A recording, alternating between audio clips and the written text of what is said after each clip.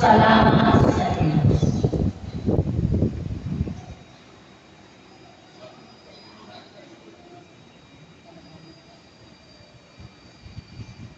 Basbas ng kapayapaan sa bayan ng purungahan.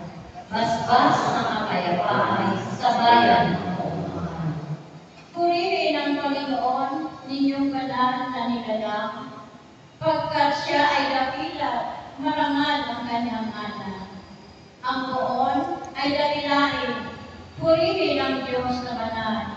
Yumuko ang bawat isa kapag siya ay lumahal. Basbas ng kapayapaan sa bayan ng Purungahan. Sa gitna ng karagatan, tinig niya ay narinig. Sa laot ng karagatan, hindi ito nalilibig. Pag nag-usap na